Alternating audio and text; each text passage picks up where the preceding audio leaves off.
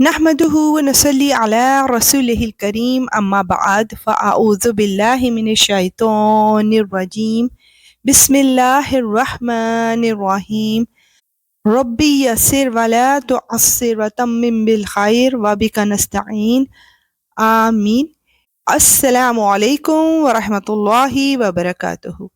تو آئیے اللہ سبحانہ و تعالیٰ سے بات چیت کا سلسلہ سٹارٹ کرتے ہیں۔ سورہ ہود کی آیت 12 to 14 میں ایک گواہی دی جا رہی ہے۔ آئیے دیکھتے ہیں کہ وہ کیا ہے، لیکن اس سے پہلے ایک ریمائنڈر، پلیز اللہ کا کلام سن کر اسے آگے ضرور سینڈ کر دیا کریں، کیونکہ ہماری ذمہ داری اللہ کا پیغام آگے پہنچا دینا ہے۔ اللہ سے امید ہے کہ اللہ تعالی ہمیں اس پر عمل کرنے کی بھی توفیق عطا فرمائے، آمین۔ پھر اے پیغمبر، جو وحی تم پر نازل کی جا رہی ہے، کیا یہ ممکن ہے کہ تم اس کا کوئی حصہ چھوڑ بیٹھو اور اس سے تمہارا دل تنگ ہو جائے؟ کیونکہ یہ لوگ کہتے ہیں کہ ان محمد صلی اللہ علیہ وآلہ وسلم پر کوئی خزانہ کیوں نازل نہیں ہوا، یا کوئی فرشتہ ان کے ساتھ کیوں نہیں آیا؟ تم تو ایک آگاہ کرنے والے ہو، اور اللہ ہے جو ہر چیز کا مکمل اختیار رکھتا ہے۔ بھلا کیا یہ لوگ یوں کہتے ہیں کہ یہ وحی اس پیغمبر نے اپنی طرف سے گھڑ لی ہے؟ اے پیغمبر، ان سے کہہ دو کہ پھر تو تم بھی اس جیسی گھڑی ہوئی 10 صورتیں بنا لاؤ، اور اس کام میں مدد کے لیے اللہ کے سوا جس کسی کو بلا سکو بلا لو، اگر تم سچے ہو۔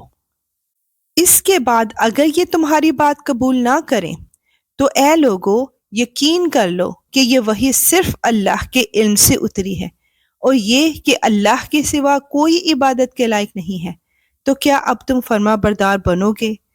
اے اللہ، ہم دل سے تیرے فرما بردار ہو گے، بے شک تیرے سوا کوئی عبادت کے لائق نہیں۔ 15 to 16 آیات فیصلہ کن آیات ہیں۔ آئیے دیکھتے ہیں کہ وہ کیسے۔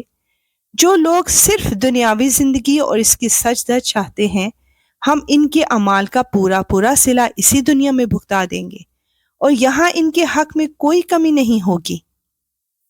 یہ وہ لوگ ہیں جن کے لیے آخرت میں دوزخ کے سوا کچھ نہیں ہے، اور جو کچھ کارگزاری انہوں نے کی تھی وہ آخرت میں بیکار ہو جائے گی، اور جو عمل وہ کر رہے ہیں آخرت کے لحاظ سے کالعدم ہے۔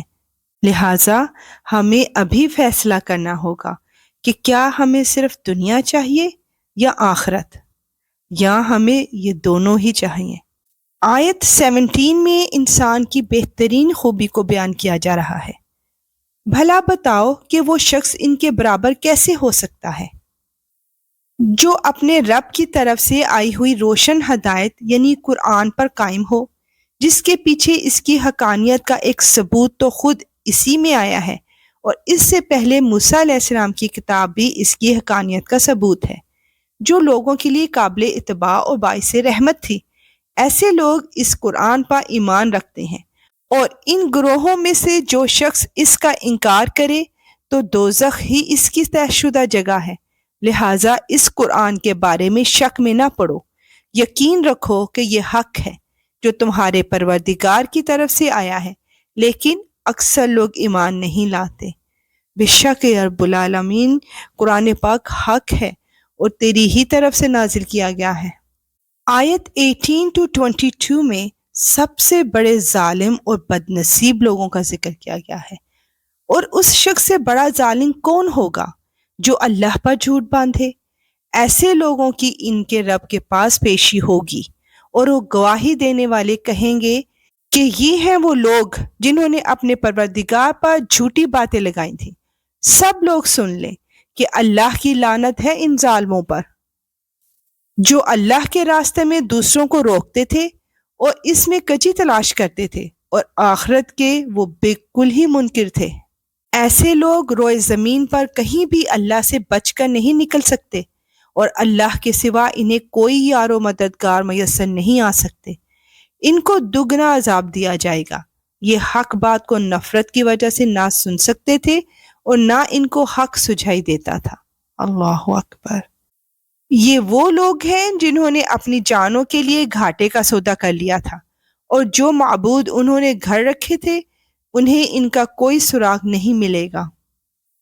لا محالہ یہی لوگ ہیں جو آخرت میں سب سے زیادہ نقصان اٹھانے والے ہیں۔ بے شک یا رب العالمین، جس نے تیرا انکار کیا اس نے اپنی دنیا اور آخرت دونوں ہی برباد کر دی۔ آیت 23 میں اللہ سبحانہ وتعالیٰ کے سعادت مند لوگوں کی نشانی بیان کی جا رہی ہے۔